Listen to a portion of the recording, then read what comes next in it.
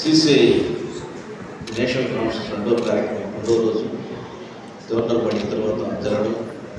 ఈ కార్యక్రమానికి అధ్యక్షత వహించినటువంటి తెలంగాణ సిసిఐ ప్రెసిడెంట్ సుదర్శన్ గారికి, అదేవిధంగా ఈనాటి కార్యక్రమానికి ముఖ్య అతిథి కీలక బాధ్యత వహించినటువంటి సిసిఐ నేషనల్ ప్రెసిడెంట్ ప్రీతి పాండ్యా గారికి, అదేవిధంగా నేషనల్ జనరల్ సెక్రటరీ విద్యాలక్ష్మి గారికి, అదేవిధంగా నేషనల్ సిసిఐ జనరల్ సెక్రటరీగా చక్రపాణి గారికి, శివపార్వతి గారికి, అదేవిధంగా ఈనాటి కార్యక్రమంలో అధికారులుగా చేసినటువంటి డిస్ట్రిక్ట్ వెల్ఫేర్ ఆఫీసర్, మహిళా ఉమెన్ వెల్ఫేర్ ఆఫీసర్, మహిళా సంక్షేమాన్ని కృషి చేస్తూ ఈనాటి కార్యక్రమంలో మహిళలు కూడా ఎక్కువ మంది ఉన్నారు.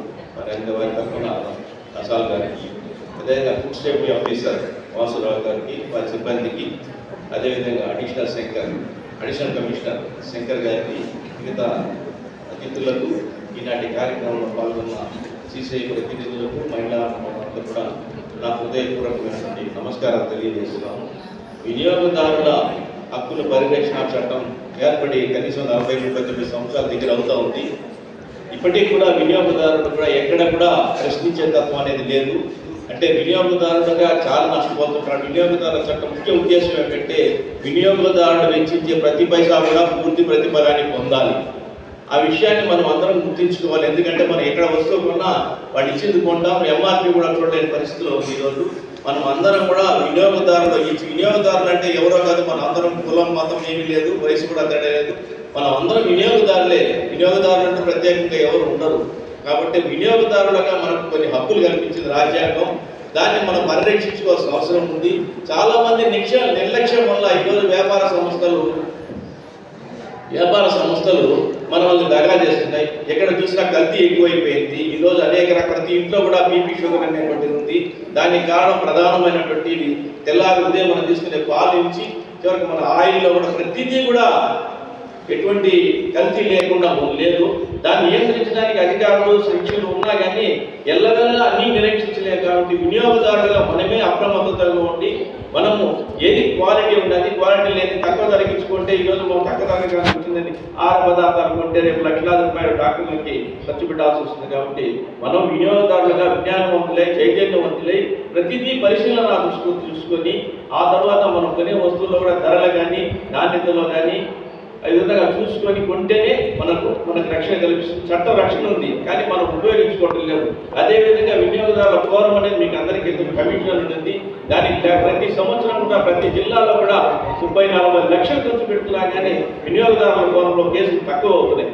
దానికి కావాల్సిన చైతన్యం, దానికి ఏం ఖర్చు లేదు కానీ చాలా మందికి తెలియదు. వినియోగదారుల ఫోరంలో కంప్లైంట్ చేయాలంటే డబ్బులు కావాలా, తర్వాత అడ్వకేట్ పెట్టుకోవాలా అనేటువంటి ఆలోచన మైండ్ ఉంది.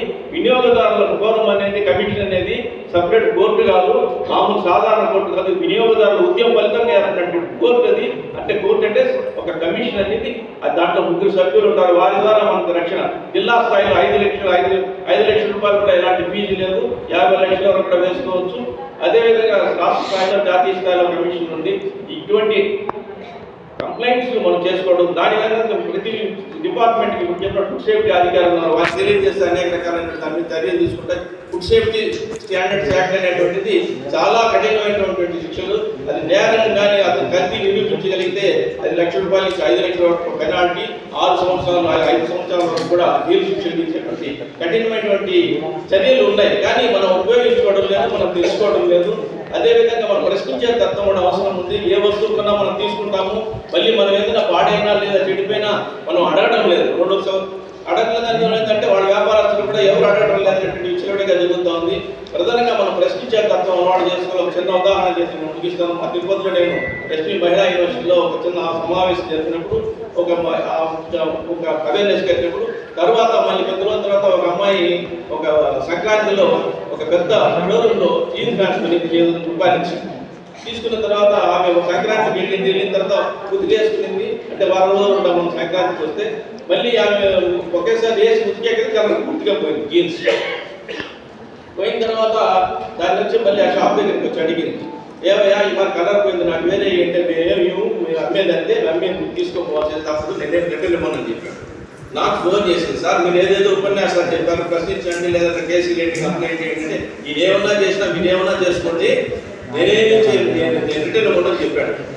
సరే లేదమ్మా నేను అన్నది పెట్టాను, మళ్ళీ నాకు ఫోన్ చేస్తాను, నేను మీడియాను మరుసటి రోజు వీళ్ళకి ఏం జరిగిందంటే మన అడిగితేనా నేను పోలీస్కి అయితే మనకు అందరు ఫోరం వేస్తాను అది వేస్తానంటే ఏమైనా చేసుకుంటే సరే అవన్నీ ఎందుకు అందరూ మంది రామని చెప్తానండి ఆయన పోయండి ఏమయ్యా ఇట్లా ఉన్నారని అంటే లేదు సార్ అది జీన్స్ ప్యాంట్ కలర్ పోతుంది అని. కలర్ ఎట్లా పోతుంది, అది జీన్స్ ప్యాంట్ పోయినట్టు అది వ్యక్తి కాబట్టి స్టోన్ వాషింగ్ అయినా కొద్ది రోజుల తర్వాత పోతుంది, ఒకటేసారి పోదు. అటువంటి నీ దగ్గరికి వచ్చుకుంటే నువ్వు ఎందుకు నీ దగ్గర కొన్నారు, నీకు నమ్మకం ఎంత స్టాక్ ఉంది, బిల్లు ఇస్తావు, నమ్మకంతో కొన్నారు. ఇదే ఇచ్చినట్టు ఈ ప్యాంటు 400 రూపాయలు బజార్లో దొరుకుతుంది. అక్కడ కొనుక్కోకుండా నీ దగ్గరికి వచ్చి నమ్మకం మీద ఉంటుంది అనుకుంటే నువ్వు సమాధానం చెప్పుకుంటే సార్ మాది మెటాబీస్ విజయవాడ, మా సార్ దుబాయ్లో ఉన్నాడు, ఒక వారం రోజులు టైం ఉండి రీఫండ్ ఇస్తాను, ఏదైనా చేస్తానులేండి అన్నాను. అయ్యా నీకేం నష్టము, నువ్వు కొనుక్కున్న కంపెనీ వాడికి రిటర్న్ ఇచ్చి నీకు కూడా నష్టం ఉండదు, వాడు ఇస్తే వాడు రిటర్న్ ఇస్తాడు, వాళ్ళకి గ్యారంటీ లేకపోతే ఎందుకంటే లేదు సార్ 2 రోజులు టైం వేయండి ఈ అమ్మాయిని అడిగాను ఏమో ఉంటామంటే లేదు సార్ ఇస్తే ఏమంటే ఏమైనా చేయండి అని చెప్పి. సరే నేనేం చేశానంటే ఆ మాట్లాడుతూనే ఉంది, నేను అక్కడ కౌంటర్ దగ్గర బిల్లు వేసేది వెళ్ళాను. ఒక ఆమె తీసుకుంటాం చీర 5,000 రూపాయల చీర తీసుకుంటాం. నేను ఆ అమ్మాయిని అడిగాను ఏమ్మా మొత్తం ఆ చీర అంటే 5,000 రూపాయలు సార్, మీరు 5,000 రూపాయలు తీసుకుంటున్న చీర బాగానే ఉంది, మళ్ళీ ఈ అమ్మాయి 800 రూపాయల చీర తీసుకుంటే నేను దాన్ని దిక్కులేదు, మళ్ళీ రేపు మీరు ఏమైనా అయితే పరిస్థితి బిర్యానీ అని చెప్పి. ఆమె ఏమైందంటే సరే ఆలోచన చేసి అట్ట పెట్టేసి తీసుకోవడం దూరం వచ్చింది. ఇంకొక ఆయన తీసుకుంటాను అదే అమ్మాయి, అదే చీర తీసుకుంటే అదే అమ్మాయి చెప్తే నేను కొంచెం అడిగాను ఆ అమ్మాయి 800 రూపాయలు దిక్కులేదు పరిస్థితి, మీకు ఇటువంటి షాపులో కొంటే ఎట్లా ఉంటుందో మీరు ఆలోచన చేసుకోండి అమ్మా అని చెప్తే ఆమె తీసుకోకుండా వారాగా వచ్చింది. ఇందులో ఈ అమ్మాయిని ఏం చేసినట్టు ఈ అమ్మాయిని తీసుకెళ్ళి డబ్బులు చేతిలో పెట్టేసి 800 సరే పోండి మా జరిగిపోయింది. ఇంతసేపు ఏం చెప్పాడు, మా ఓనర్ని అడగాల, మా ఆయన రావాలా, ఆయన వచ్చేంత కొద్ది అంటే ఒకసారి మనం తిరుగుతాం, మళ్ళీ వెళ్ళాలని పోలేక మనకు పనులు ఉంటాయి. కాబట్టి మీరు నిజంగా ప్రశ్నించి గట్టిగా క్వశ్చన్ చేస్తే ప్రశ్నించేంత వరకు అనేది ప్రతి ఒక్కటికి రావాలా, ప్రతి చోటలో కూడా న్యాయం ఉంది, మా ఎక్కడ లేదు అనేది లేదు.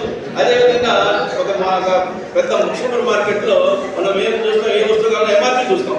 ఇంకా ఇప్పుడు 100 గ్రాములు 50 రూపాయలు అనుకోండి, 50 రూపాయలు అని ఉంటుందని మేము అనుకుంటాం. కానీ బిల్లుల్లో కూడా మార్పు జరిగింది. ఒక చోట చిన్న ఒక 25 రూపాయలు ఒక చిన్న సీట్స్ తీసుకునేది ఆమె, దాని మీద 25 ఉంది, వాడు బిల్లు వేసి 35 వేసాడు. మనం ఎక్కువ గమనించుకోం, బిల్లు చూసుకోము, ఎంఆర్పీ చూస్తాం మనం అంతే. ఇంటికి తెచ్చిందాము మనం తీసుకుంటాం, బిల్లు కరెక్ట్ వేసి పెట్టాడు. ఇలా చూస్తే ఏమైందంటే ఆమె 35 రూపాయలు బిల్లు వేసాడు, దాని మీద ఎంఆర్పీ వేసి ఆ అమ్మాయి ఇద్దరు 2 సార్లు జరిగేది. ఆ అమ్మాయి వచ్చి నాకు వేరే ఈనాడు ఆఫీస్కి వెళ్తే వాళ్ళు చెప్తే నా దగ్గర పంపిస్తాను. నేను పోయి నేరుగా అడిగాను, అసలు పొరపాటు అయిపోయి సార్ మేము ఇచ్చేస్తానని నేను వెళ్ళే ముందు లీగల్ ఇన్స్పెక్టర్ని తీసుకెళ్ళాను, లీగల్ మెట్రాలజీ వాడు టెక్నికల్ శాఖ వాడు దాని కన్సర్న్ తీసుకెళ్తే ఆయన చూసి మరి తప్పు కదా, మీరు ఎంఆర్పీ ఒకటి ఉంది దాన్ని ఏం అడగలేదు, ఎంఆర్పీ ఎంత నమ్మొచ్చు, నాకు చట్టం లేదు, మనం ఎంఆర్పీ ఎంత వేసాడు ఆ రేటు బిల్లు వేయాలి కదా, ఎక్కువ పడిందంటే సార్ అంతకుముందు దానికి పెరిగింది రేటు, అది అట్లే ఉండిందని మార్చలేని దానికి 10,000 రూపాయలు ఆ రోజుకి అప్పటికప్పుడే పెనాల్టీ వేయడం. అంటే 25 రూపాయలు అది కాదు, మనం ఇప్పటికప్పుడు ప్రతిదీ పరిశీలన దృష్టి చూస్తే మనం ఏమో ఈరోజు 10 రూపాయలు అనుకుంటాం, చాలా పోతా ఉంటాయి అర్థంగా. కాబట్టి మీరందరూ కూడా వినియోగదారుల గురించి మనం సుదర్శన్ గారు కానీ మన చక్రపాణి గారు కానీ మన రాష్ట్రంలో దాని మీద విస్తృతమైన ప్రచారం చేస్తున్నారు.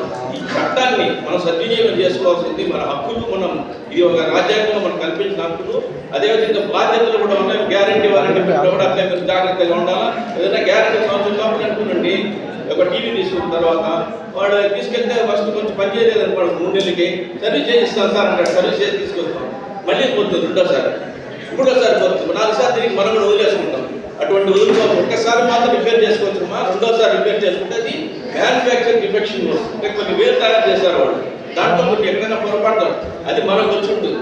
కాబట్టి ఒకసారి అయితే తీసుకోవచ్చు, 2సారి మాత్రం వస్తే మనం రిటర్న్ అడగచ్చు, లేదంటే బ్యాంక్ టోటల్ అమౌంట్ అన్న అడగచ్చు, మనకు నెట్ కొత్త పీస్ అన్న అడగచ్చు, అది హక్కు ఉంది మనకు. లేకపోతే మనము వినియోగదారుల ఫోరంలో కంప్లైంట్ చేసి మన ఫోరంలో కేసు వేయగలిగితే మనం పూర్తి ప్రతిఫలాన్ని పొందడం కాకుండా మనకు నా వడ్డీ ఇస్తారు, మనకి ఏదైనా కోర్టు ఖర్చులు అయితే కోర్టు వాళ్ళు అడ్వకేట్ పెట్టుకుంటే వాళ్ళు అడ్వకేట్ ఖర్చు కూడా పూర్తిగా ఇస్తారు. కాబట్టి మనం అందరం కూడా వినియోగదారులుగా అంటే చట్టం మనం చట్టం ఏమైందంటే ప్రతి పైసా మన ప్రతిఫలం నష్టపోకుండా ఉండాలి కాబట్టి వినియోగదారులు ప్రతి విషయంలో అప్రమత్తంగా ఉండి చైతన్యవంతులు అవుతారని ఈ రాష్ట్ర స్థాయిలో చేస్తున్నటువంటి నాయకుల కృషికి మరొకసారి అభినందన తెలియజేస్తూ నేషనల్ స్థాయిలో కూడా మన కృతి పాండ్యా గారు సార్ గారు ముందుకైతే చాలా ప్రయత్నాలు చేశారు.